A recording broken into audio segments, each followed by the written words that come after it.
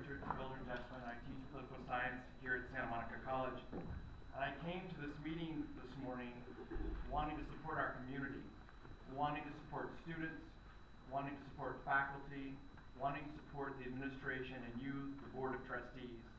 In the wake of what took place on Tuesday, I thought this isn't our community, this isn't our college, because I know how much we care about each other, and I know how much we are committed to the education of students, particularly students who have no good options with regards to access and are finding themselves being pushed out of higher education.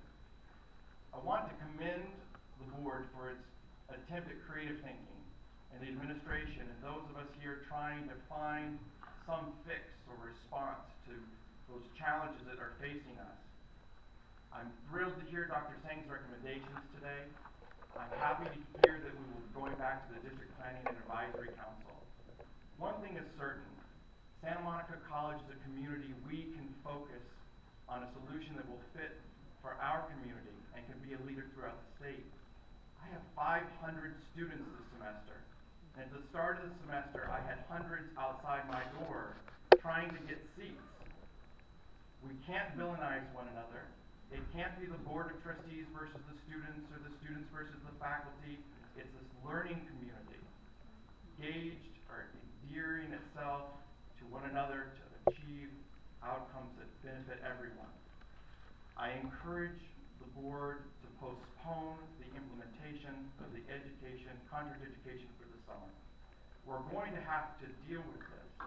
If the if the initiatives don't pass this fall, we're looking at catastrophic cuts to our community college. We need to make sure that everybody who's a stakeholder and who's engaged here at the campus understands what that might look like. We have to see what's best for our students, and I know that you will do that. I have great confidence in the board. I have confidence in Dr. Sang. I have confidence in our students as they have exhibited that they will lead in the state. The shining light out of this is that our students have caught the attention of the nation and of the state, and we will focus on making this right. And I'm very happy to be a part of this community leading the way. Thank you.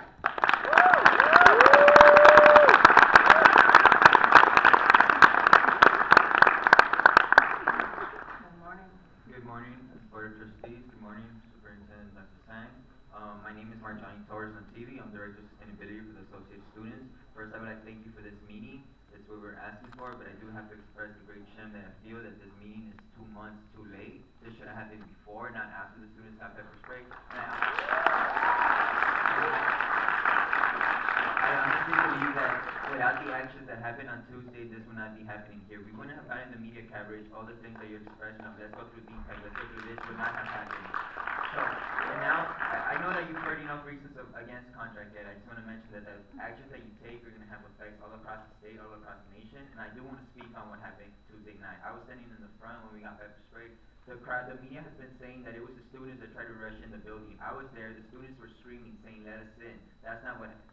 That is, we were screaming, let us in, but we did not try to rush in. What happened was that there was a door that the police decided needed to be closed because of the screaming. So in order to get that door closed, Officer Williams took it upon himself to push everybody out the way against a door that had no exit, no nothing. Students were thrown against the wall, and this was, when he returned from pushing the students against the wall, he turned around and pushed student vice president Jasmine Delgado to the floor, and this isn't, they say that because the students were trying to rush in, but this was once the pepper spray had been sprayed.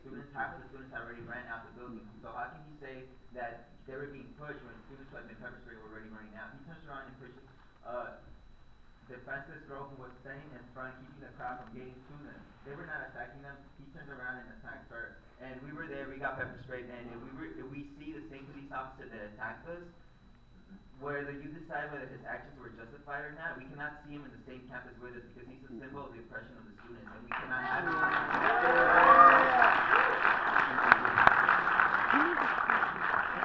Oh, good. When my time comes up. Good.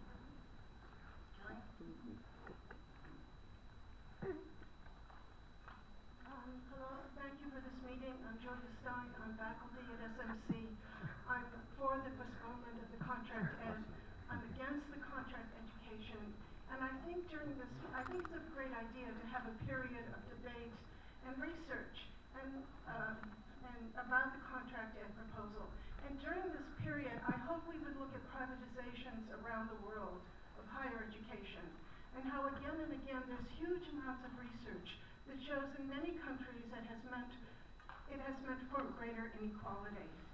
And I also hope that during this period of research and debate, we look at the defunding of the United States for 40 years of higher education, starting in 1980. The defunding of the federal government and the state government. And I hope this kinds of research and debate will help us increase our will to go to Sacramento and say, look, California is one of the strongest economies in the world, not in the nation, in the world. Countries like Germany, Finland, France have free or nearly free higher education. Why can't we start raising taxes to reinstitute the master plan for higher education in California? I went to Berkeley, it was free. You know, I wound up teaching here. My mother went to LACC for free and she became an RN. My brother went to LACC and then transferred to UCLA. My father was a postal worker. He couldn't afford to send us to a highly priced university. These free education allowed us and millions of others to be able to contribute more through our skills, and I would hope the same for our students. So I hope we really have a period of debate and research about the negative effects of privatization, and I thank you for this meeting.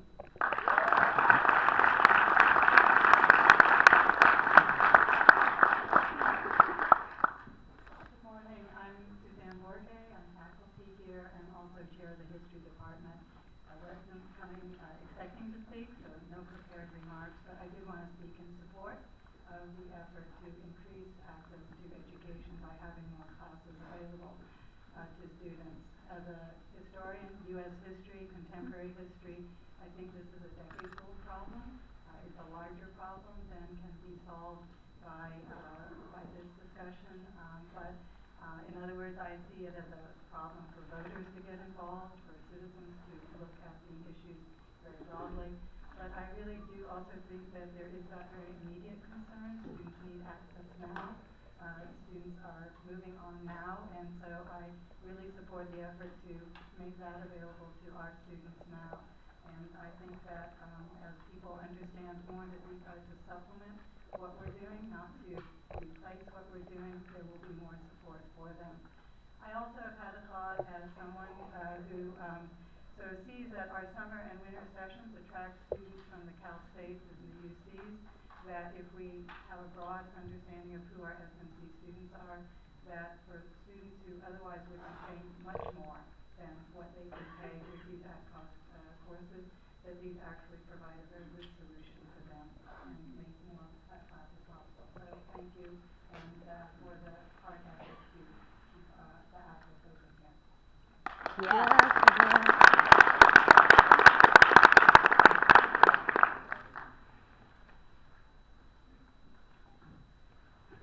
Good morning, everybody. My name is Carla Washington, and I consider myself a proud alumni of Santa Monica. I left Santa Monica College as a student leader, and now I am a senior at UNLV, and I'm a student leader there.